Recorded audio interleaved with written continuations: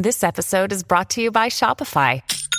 Forget the frustration of picking commerce platforms when you switch your business to Shopify, the global commerce platform that supercharges your selling wherever you sell. With Shopify, you'll harness the same intuitive features, trusted apps, and powerful analytics used by the world's leading brands. Sign up today for your $1 per month trial period at shopify.com/tech, all lowercase. That's shopify.com/tech. My cat Freddie loves to be brushed and cuddled. But stirring up his cat allergens meant sneezing and itchy eyes. Then I found Purina One Live Clear. It's cat food that reduced the major allergen and my suffering in as little as 21 days. Now, we feel closer than ever. If you have issues with cat allergens, you really need to try Purina One Live Clear. Try new Purina One Live Clear today. Purina One, a difference from day one. Welcome back to Generals and Napoleon.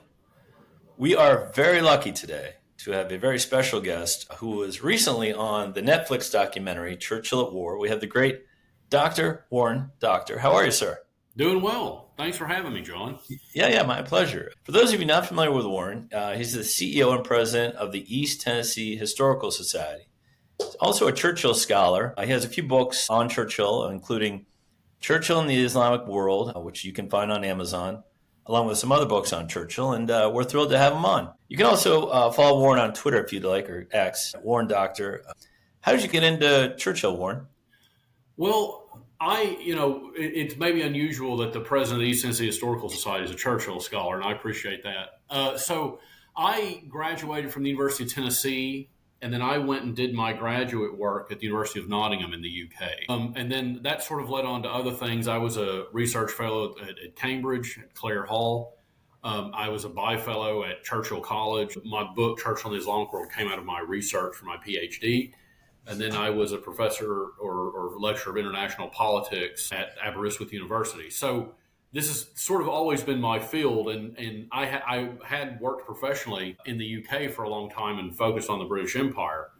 And then I transitioned to work in nonprofits back where I'm from. And it still allows me to deal with a kind of British colonial space because, of course, East Tennessee at one point in the 18th century was a part of the British Empire. We have just down the road, there's a place called Fort Loudon that was originally constructed in 1756. As a part of the kind of British expansion around the Appalachians. So it seems like they're not connected, but they're kind of connected. Okay. Well, what we're going to talk about today for the episode, we're going to discuss Napoleon's influences on two 20th century leaders, Hitler and Churchill. And I like to start with Hitler because that's the comparison that Napoleon gets the most for whatever reason. And some say the similarities are there on Hitler and Napoleon. Both men took over their countries at weak moments. Both conquered much of Europe. Both invaded Russia, and their armies suffered terribly. And both men were also defeated by the defenders of common freedom. On the comparison to Hitler to Napoleon, the great author David Chandler states, the comparison is odious. Nothing could be more flattering to Hitler and more degrading to Napoleon. What is your opinion on the comparison? I come from the school of thought that that's a loathsome comparison. Churchill himself thought that it was a bad comparison and even said that on the House of Commons, that people had been making this comparison that Hitler was the sort of Napoleon of the 20th century, and that he thought it was ludicrous to compare, and I've forgotten the exact wording, but it's something like compare the great man Napoleon to a butcher of the Caucasus like Hitler. I tend to agree with that. What I find interesting is there are historians. One of them was a previous archives director at Churchill College named Corelli Barnett, who's a famous kind of Napoleonic historian and wrote a book about Napoleon. Now, he doesn't directly compare him to Hitler in that way, but does kind of frame him as a kind of mafia boss and an opportunist. So there is something to be said, I think, for the fact that maybe both Adolf Hitler and Napoleon Bonaparte had an ability to read situations and understand the opportunism in the decisions that they were making on a sort of like grand level. But I think that's kind of where the similarities stop. And if you need any kind of proof in that, I think you can look at the ideologies that they're spreading. I mean, Napoleon is essentially wiping away the old feudalistic regime, the ancient regime, as we say, and installing ideas from the Enlightenment, the Napoleonic Code and so forth. So, I mean, there's lots of, which contain, as even Churchill said, the kind of seeds of liberty in this kind of new order he's trying to build. Mm-hmm. Whereas Hitler is utterly just taking and controlling and destroying and taking land for land's sake. And then the obvious consequence of that is the Holocaust, which, of course, Napoleon would have never even conceptualized. Right. He actually did the opposite. He, got rid of the ghettos and freed a lot of Jews from oppression. Yeah. Exactly. So to me, when you get down to the core of it, they're completely different figures that happen to have a similar trajectory, but that's sort of where it ends. Yeah. I mean, I guess you could say both men were looters of conquered territories, but yeah, I mean, for the most part, I think there's more differences than similarities. And the legacies, too, as you mentioned, kind of Napoleon brought the Napoleonic Code. He abolished feudalism in much of Europe. He encouraged promotion by merit in both the army and the government, built the National Bank of France as well as the education systems. He's also still revered in France and some parts of Europe. And Hitler brought nothing but destruction. Do you agree with this? Yeah, I mean, it's difficult to look at anything Hitler did and say, oh, well, that's got a positive legacy in it, because it's so tainted by the obvious absolute evil, right? I mean, that'd be like looking at Mordor and being like, well, Sauron built some cool towers. Well, yeah, but that doesn't matter really. And so, you occasionally you'll hear these people talk about the Autobahn or whatever, and it's just like, I think you're missing the mark. If you're into that kind of territory, the Nazi regime is a bad regime, and their vision was bad, and like openly bad. Whereas Napoleon, I think, was confronted with a different situation, which was, look, you have a clearly corrupt and broken system, and we need something better. And I think that if you look at Napoleon's trajectory, you can see that he starts out very clearly as someone who's trying to wipe away the old regime and put in a kind of new merit-based system in place. Now, at some point, he starts making decisions that aren't necessarily congruent with that, particularly maybe after he crowns himself emperor. I mean, his own ego becomes a part of the project, right? And at that point, he veers off a kind of like good guy narrative, but that's not to say that he still didn't have at the core the ideals that he was trying to spread and leave a positive legacy. Yeah, and I read that a lot of these conquered lands, like they like the idea of liberty and equality in front of the law, but they didn't like the packaging the president came in because it was under bayonet point. Like, hey, accept these new ideas, but you have to do it according to our rules. Right. Well, it kind of reminds me of the Zach De La Rocca critique of America in the post-war era, right? Not to quote Rage Against the Machine at you, but it's like, buy our products or get laid to waste. I mean, it's like, we want to do business with you. You're going to do business with us. Right. And so I do think, again, it's the packaging. It's like, hey, you need to adopt these codes or there's going to be a problem. And then, obviously he introduces his own layer of corruption. He's installing his brothers as kings. And like there are issues. He's not totally altruistic, as anyone who would be in that position wouldn't be, right? Right. And there was oppression. I mean, certainly in Spain and Portugal, there was heavy oppression and atrocities taken out against the population. Yeah, there's some definitely reprehensible things that Napoleon did, but the difference, I guess I'm saying, is that Hitler's position was, I want to do atrocious things for the greater good of like my cronies and me, as well as like a sort of abstract notion of a greater Germany. And like, we're going to do not just bad stuff, but like incomprehensibly bad stuff. Yeah. And that's fine. Whereas Napoleon's like, I want to achieve these ends by installing kind of these ideals, and the other things kind of happen as a collateral as a result of trying to do this. Now, I'm not a Napoleon apologist by any means. There was a lot of mismanagement, a lot of atrocious things happened under his rule, and again, particularly in Portugal and Spain. Yeah, I agree. It's a whole different thing. It is interesting, though, how much Hitler and his generals studied Napoleon, and I'll just give you one comparison here. Napoleon's foreign minister to Russia, Caulaincourt, wrote a memoir called With Napoleon in Russia, and it was read with great interest by many German officers during their invasion of Russia.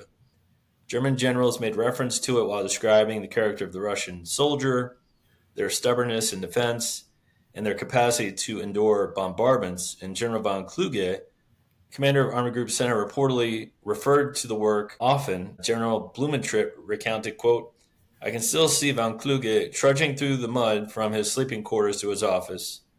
and standing there before the map with Caulaincourt's book in his hand. And that went on day after day, end quote. So it wasn't just that Napoleon influenced Hitler and Churchill. His military accomplishments were kind of studied, weren't they? There's no question. I mean, I think that you can see that not just on the German side, but of course on the British side in terms of, there's maybe an over-reliance on the Navy, right? Because there's that's kind of the historic ideal that certainly exists in British naval thinking, is that, hey, we're the reason that Napoleon lost. And so, you have to think about, I think, how the generals understood. One of the things I think that really mattered here, and if you ask German Wehrmacht generals if they paid attention to this, they would say yes, but they didn't. If you look at the German structure, which is Napoleon's use of presses, propaganda, I'm going to say intelligence to some degree. The German generals of Wehrmacht military intelligence, the Abwehr, was not a very good intelligence operation. Now, part of that is because they were kind of intentionally not good because most of them were not Nazis. So they were kind of like, we're ready for a change. Right. And, there's the whole British double cross system. But Napoleon was a master of doing things like, if the opponent's generals were not very good, he talked about how they were great so that would get back. So they would promote the kind of stupid, he played the press well. Right. And that's something I think we can also say, not necessarily Adolf Hitler, but that the power structure under him weaponized was press and propaganda. I think that there may be a correlation there, particularly during wartime. Did Hitler believe himself to be a tactical genius like Napoleon? I know this is ludicrous even just saying it because, Napoleon was at the front leading his troops, but Hitler at the beginning did have some huge victories, obviously over France and Poland. Did he think he was a military genius in his mind? I don't know enough about Hitler's mindset to think that. I do think, and this kind of goes back to Cornelia Burnett's argument about Napoleon, he's an opportunist. And I honestly don't think, at least at the beginning, Hitler thought that anything would work. And it just kept working. And he kind of got to the point where it was like, I don't understand why this is happening. He didn't mastermind the Blitzkrieg. And you can see how the Blitzkrieg works. Overwhelming pressure at one point, break the line, split. That's kind of what you want to achieve. They had invested in these tanks. There was such a kind of fear of war. And all of this comes down to understanding the opportunity, which I think Hitler had a talent for. As far as him being a tactical genius, I don't think that's really the case. But I think at some point he began to believe that he was because he kept winning. Right. And so, but then, you see what would be tactical, catastrophic decisions like not pushing the advantage at Dunkirk. There are lots of mistakes, and that can also be said of Napoleon, but certainly more of Hitler, and certainly in much larger ways. It's important here to also mention Churchill and Napoleon as tactical thinkers, because Churchill liked to imagine himself as a kind of tactical, brilliant person. But of course he wasn't. A great example of this is the Dardanelles. Churchill has this idea that you can break the Dardanelle lines with the ships alone using the Navy, which is again an over-reliance on the Navy. Ultimately that fails. They have to land the Anzac troops. That goes terribly at Gallipoli for Britain and gives the Ottoman Empire one of its largest victories in the First World War. And one of the things I think is interesting is that, Napoleon is so good for so long, because he's able to, he is a tactical gem. There's no way around that, right? Like he could see, he's playing like 3D chess. Yeah. And Churchill liked to think that he could play 3D chess, and I don't think he was there. And the Dardanelles is a good example. And his insistence that the soft underbelly of Europe is the thing that's going to break the Germans in the First World War and the Second World War. So we see it fail at the Dardanelles. But then the invasion of Italy, you invade Italy, okay, that goes well. We knock the Italians out, not that they were too much of a threat, and then it's like you have to continually go up over the Alps. So suddenly all the German divisions on the Alps are like, well, this is easy because people are, and the fact that Churchill kept insisting on this and that he was kind of a vocal opponent to D-Day when Eisenhower was like, well, this is the plan now. And Churchill, because of his experiences at the Dardanelles, was like, well, no, this isn't going to work. It didn't work for me. So I think that Churchill, there's a famous moment, right? Someone, I want to say it was R.F. Murrow, maybe said that Churchill famously gave the British line its roar. And Churchill heard this and said, well, I'd like to also think that I gave it some of its teeth, because he wasn't happy just being the orator or the statesman. He wanted to be this military kind of genius, and you can see this as a child. He plays with toys. I mean, he was in the military, same as Napoleon was. He was in the cavalry unit, saw action, was a soldier until he was a journalist. And so it kind of was both. But I do think that, Napoleon, in terms of tactical genius, Napoleon comes out way ahead of the other two. I think Churchill comes out way ahead of Hitler. I just think Hitler got really lucky. Yeah, and he had a really good army underneath him. Exactly. And so a lot of this is about the brilliance of the German ability to wage war and the officers that were in place. But, the longer Hitler's there, the more he replaces the old structures with his new cronies who aren't so tactically brilliant, right? So, right. And he starts overruling these generals who know better, but he just, right. Yeah, bad decision after bad decision. Okay. Let's get now to the comparisons of Napoleon and Churchill, which are less clear, but both men were great readers of books. Both men were excellent examples of leadership during war.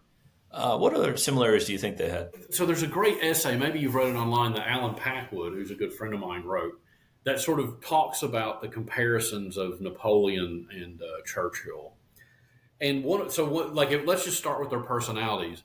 Napoleon, I mean, if you read some of the stuff Napoleon says about how, nobody in Europe was ready to do this, so we need to give everybody an example of what it means to be great or to be a great man. I've forgotten the exact quotes. But, he was an enormous egotist. And so many times, as we've seen, the 100-day span when he comes back from Elba and is like, all right, let's do this, his own ego gets in the way. Whereas as Churchill was also a huge egoist. There's a famous quote about how, he tells Violet Asquith that we're all worms, but he's a glowworm, and he believes Providence is with, there's all this. He also believes that he is a great man. I don't think that Churchill's ego got in his way in the same way that Napoleon's ego becomes liability. Churchill's ego was a liability at moments. I think one of those is probably, the Italian campaign, the Second World War. Not so much the Dardanelles, because Churchill had an ongoing relationship with leaders of the Ottoman Empire. There was a split between the kind of pro-British and the pro-Turkish, and Churchill more or less had intelligence that indicated if British gunboats showed up on the Bosphorus, that would give the internal power struggle enough oomph to get rid of Enver Pasha, who was the kind of pro-German guy. And so I think there is a kind of a logic to what he was doing there, not just, hey, look how great I am, I can do this thing. So I do think the men, understanding the man behind it, but they are both great readers. Churchill's more of a writer than Napoleon, but they're both men of ideas. I think they're enchanted by kind of ideas, and you can see that in what they do. But one of the important things, this kind of gets back to the tactics, I guess, is that if you look at their strategies at the end, and this is more about the differences than the similarities, and this is the point that Alan makes in his essay, which I agree with. Churchill, after the Dardanelles, there's a lesson here about how you defeat an enemy. And if you ask Churchill how he was able to win the Second World War, we talked about the Russian invasion. He understands that Russia paid the blood price for knocking out Hitler and the Nazi machine. And so, he builds a coalition. He spends a lot of time frustrated trying to deal with the Nazis in North Africa. He understood eventually, and if you read his memoirs, you can see this because it's called Closing the Ring, is I think the name of the third or fourth book. There are 6 books. He understood the only way to defeat an enemy like that is to get them when they're weakened through a coalition. This is an example of when Churchill's not being an egotist. Right, but Napoleon, in his last 100 days, thinks, I can do this by myself. I will break the coalition. I can do this. It doesn't matter that they're all stronger than me. I'm Napoleon. I can do this. The point is that, that lesson, that's the lesson. Churchill understood, took coalition. Churchill understood you had to weaken your enemy. It's not a one and done. This takes time. It's a process. Be patient. Napoleon never learned that lesson. And that's the lesson, I think, that Churchill, having read all about Napoleon, wanting to write his own book about Napoleon, learned from Napoleon. I think that's a really good point. Churchill learned to be a partner in a coalition. Yeah. When Napoleon took over a country, it was more like a vassal state. Like, yeah, all right, you still have your country, but you have to do what I say. There was no partnership. That's absolutely right. And if you look at the relationship that Churchill had, not just with FDR or Eisenhower, but also Stalin, or the guys in Greece, there's a clear thing that Churchill's like, I want to be a partner to you. Let's work together. There is no universe in which Napoleon would ever want to be a partner with anyone. He's in there to come do business his way, and that's it. Yeah. I've read that Churchill kept a bust of Napoleon on his desk and bought several of his biographies and considered him one of the most able men in history. He said, quote, the greatest man of action ever known to human records, end quote. Why do you think he was inspired by Napoleon? Like, why didn't he have a bust of the Duke of Wellington on his desk? That's a great question. And you would think that he would have Wellington on his desk. This is one of the real interesting things about how people feed on things. So one of the things we know Napoleon also was kind of interested in, read loads about, was John Marlborough and his victory at Blenheim. And he utilized, he learned from those tactics. Of course, Churchill, while he had a bust of Napoleon, he had a portrait of John Marlborough on his wall. The Duke of Marlborough. And I think that there's something in that they sort of, how stuff learns. But Churchill, one of the things I think you got to remember is that of all the countries Churchill visited, he visited France the most. He went to France continually from his youth all the way through when he was an old man. That's where he liked to go and repose. That's where he painted. If you've ever seen Churchill's paintings, it's always of the French Riviera. Churchill loved France. He spoke French. We even have some of the speeches that he's given in France. His vision in the post-war era for the United States of Europe starts with France being at the center. So there is a kind of a Francophile element to Churchill that I think is often overlooked. And so I think Churchill respected Napoleon as a Francophile would, but also because he saw him ultimately as this man of action. And I was going to mention the quote that you mentioned about him being the ablest man. He later changed that in his History of the English-speaking People and said he was the greatest man of action since Julius Caesar because he had to walk it back a little bit.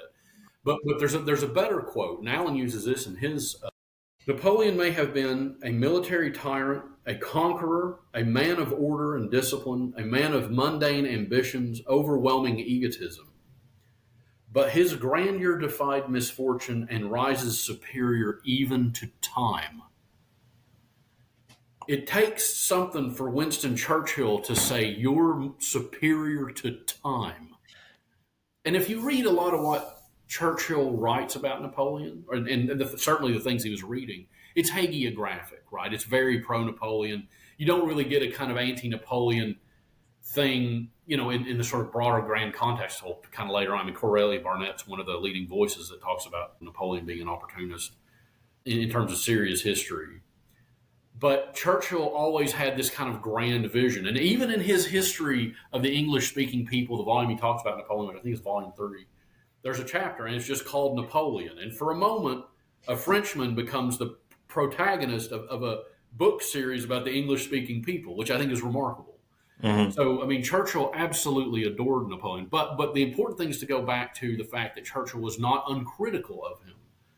As Allen said, that's the main lesson he can take away, is that he saw Napoleon's ego was a problem and that he needed to learn to be a good partner. And Napoleon never learned that lesson. And I think circling back to how I opened, why didn't he have the Duke of Wellington who defeated Napoleon on his desk? I think Napoleon's last victory was that of posterity. He got to go to St. Helena and write his memoirs. And yeah, Wellington beat him. But if you put a picture of Napoleon on a wall and Wellington on a wall and ask anyone, which one of the two can you identify? It's because he's Napoleon. He won the war of posterity.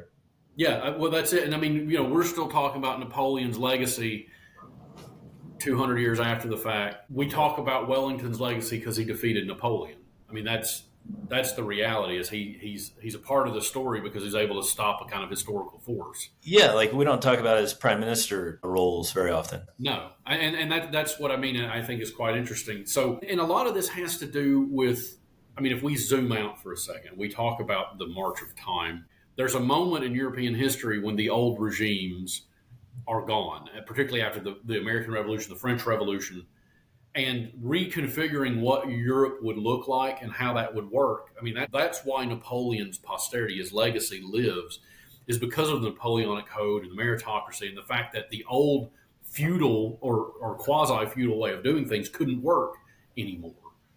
And I think you just hit upon something which leads me to my next question.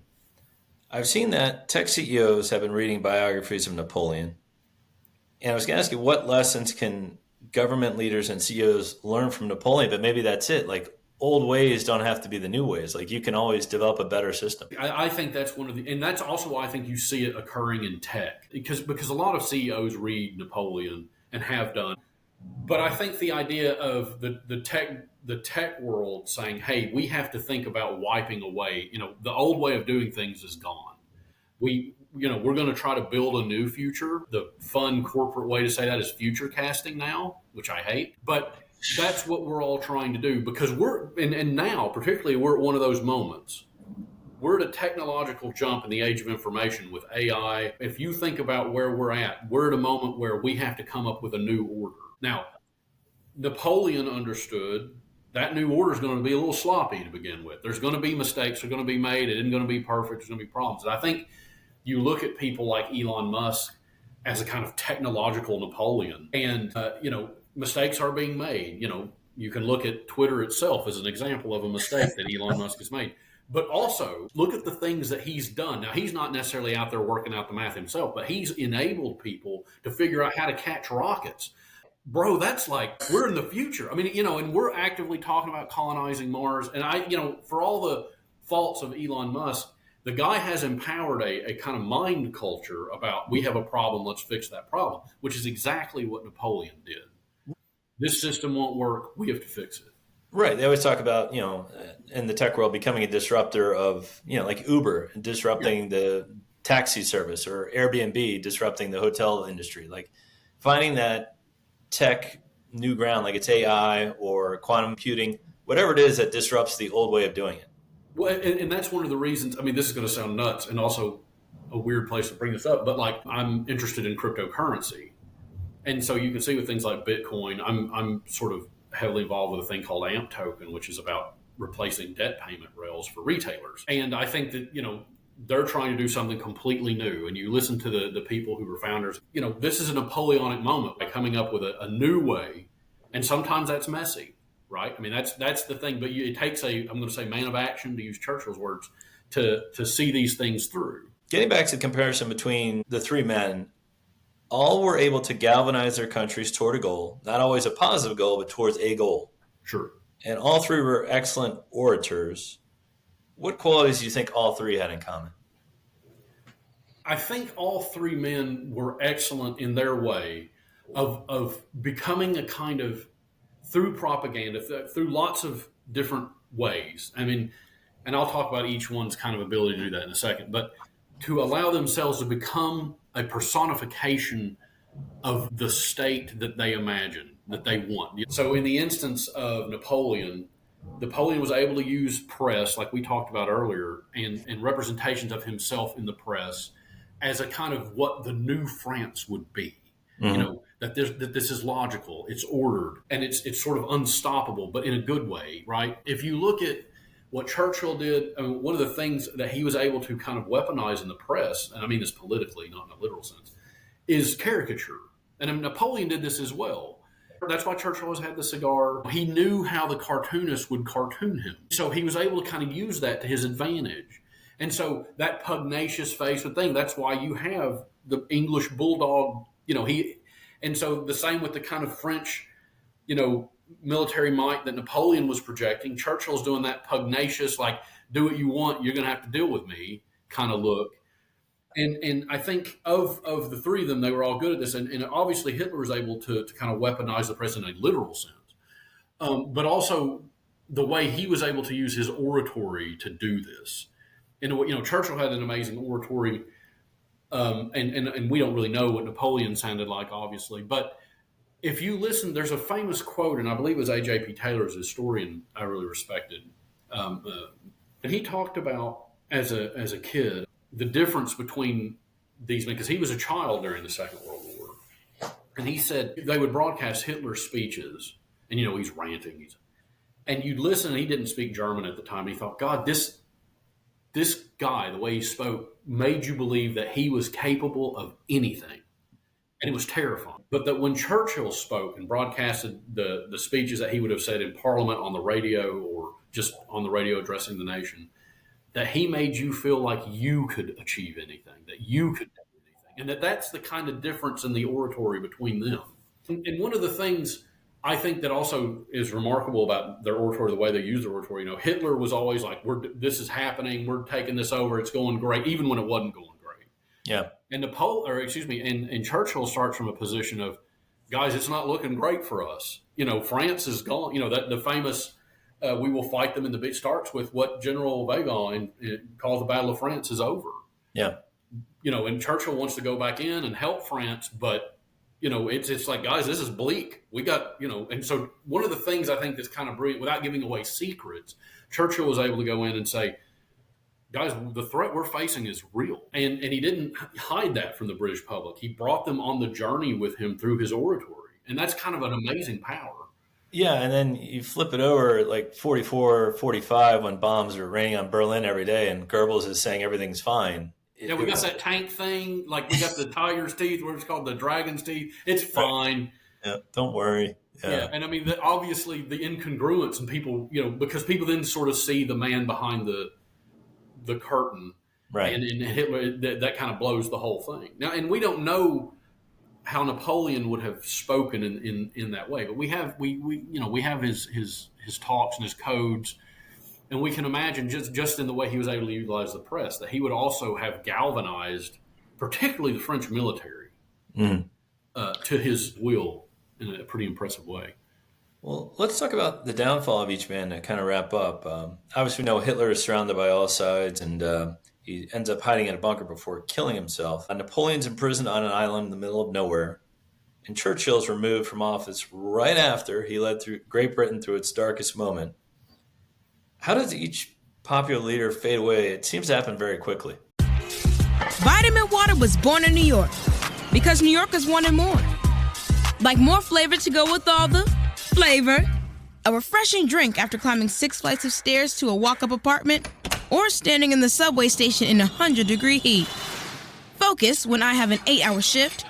And Triple X after I was out all night at a club. Call Triple X. Drink vitamin water. It's from New York.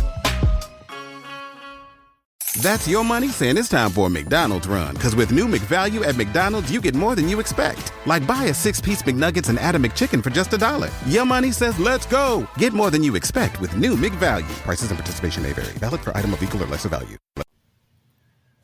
I don't know. I think that's a really great point. I mean, obviously, of the three, Hitler's defeat is very ignominious. I mean, he kills himself, and the whole world sort of descends on Berlin. I mean, and that's the end of the show. With Napoleon, I mean, he had to go to St. Helena. It was like Europe couldn't figure out what to do with him if he was alive. Right. So it's just like put him off the board, right? So he goes down to St. Helena, and then I think there's like, hey, we've got to rebuild the world after Napoleon. What does that look like? And of course, this opens up all kinds of stuff in Germany that eventually Bismarck steps into. But it's also a kind of like, again, it is a kind of quietening. Now, of course, Napoleon's legacy starts coming back in spades, particularly as you see the power of Germany and Bismarck's Germany grow, or Prussia initially, but then Germany.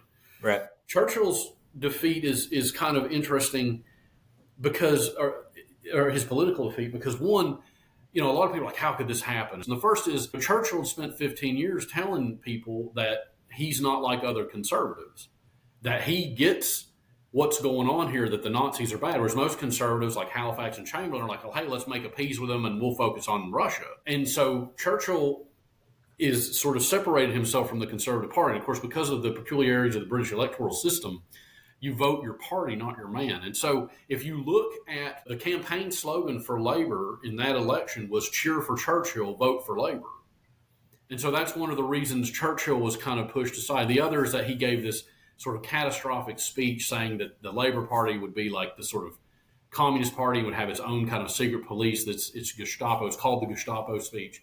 This, even his own wife wrote to him, Clementine, was like, that was over the line. That was ridiculous. And, who knows if he was just taken away. But as a result, of course, Clement Attlee steps in and then becomes prime minister, and it turns over to Labour.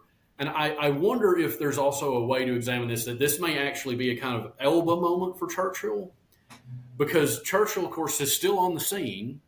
And even in opposition is doing quite phenomenal stuff. So, he goes to Fulton, Missouri. He gives the Iron Curtain speech, which basically outlines global geopolitics for the next 50 years, or at least until the fall of the Soviet Union. And then in the same year, he gives the United States of Europe speech, which outlines the European Union, more or less, right? The United States of Europe, which was in September of that year. So he's still on the scene operating as a political force. He's just not focused on interior British politics. I think that's a great comparison. Never really thought about it, like have an Elba moment, because Napoleon, his first exile, he was still in Europe. He was just emperor of this tiny island called Elba. And he was rebuilding the island, trying to build its economy up. But he was also, like you said, kind of have an ear to the ground on what's going on in Europe, like Churchill was, still involved somewhat. Exactly. And so then Napoleon, of course, comes back, and there's the 100 days to Waterloo. Yep. Well, Churchill comes back in 51 and has a 5-year premiership. And in that 5 years, a lot of people overlook his that premiership because not a whole lot of stuff's happening. But actually, I would argue some pretty important stuff is happening. One is NATO is sort of being reconfigured. But one of the most important things that I think is, again, overlooked is in 1953. Now, Churchill has a stroke, and so from 53 to 55 is kind of rough. But when the hydrogen bomb is detonated, Churchill talks about kind of the empire withdrawing from the Suez, and this sort of leads on to the Suez crisis later. But he makes the point, with this kind of technology, there's no real reason to hold the Suez. The idea of the British Empire in the traditional way we've been talking about since 1840, it doesn't make sense now. This is a new order. And so, the other thing that Churchill was able to help garner in those years is the decline and help manage at least the beginning of the shrinking ending of the British Empire. Of course, the Suez crisis kind of forces that to happen. But also maintaining a strong forge of alliance with America during the Cold War in a way that Anthony Eden never really wanted or wasn't particularly interested in. But Churchill was able to help garner that relationship even when Britain wasn't at the power seat anymore. Right. And he's able to maintain these things to eventually lead to a detente in 59 between Eisenhower and Khrushchev. And Churchill lays that groundwork in that 5 years when he's there. So I think it's often overlooked, but I think actually there's a lot of stuff that happens in the 51 to 55 government where Churchill's still kind of on the scene trying to do things internationally, which I think are kind of important. Yeah, indeed. And I'm sure that was a difficult time. A lot of hardliners in Britain didn't want the empire to end, but it was, like you said, it was past the time where it needed to be scaled back a little bit. And one of the interesting things you can also draw here is that Churchill, when he came on initially, when he ran and won in 51, he was like, well, look, I'm only going to be here a year. It's a caretaker government. I'm going to hand over to Anthony Eden. That's going to be it. And of course, he stayed till 55, which made Anthony Eden insane. I mean, almost literally. And so, there's some issues there. But I think both Napoleon and Churchill, it's hard for anyone. I mean, look at pro athletes. How do you know when to step down and say, all right, well, that's a career? Yeah. I mean, it's, the person I know who was the most successful at this is Jerry Seinfeld. He hit the top of his game and he was like, I'm done. Seinfeld's over. We had a great run. He got out, and now we have 9 years of great TV show and no bad years. There's also an interesting thing here where Alan Paquin, and I like this, there was the story about Gladstone being a young man in a hurry. Initially, this is a 19th century thing. And then Churchill was a young man in a hurry. And I think it's very clear to see that Napoleon was a young man in a hurry. You make that argument kind of about Hitler, maybe not exactly. Hitler obviously dies, but both Churchill and I think Napoleon at the end are also old men in a hurry.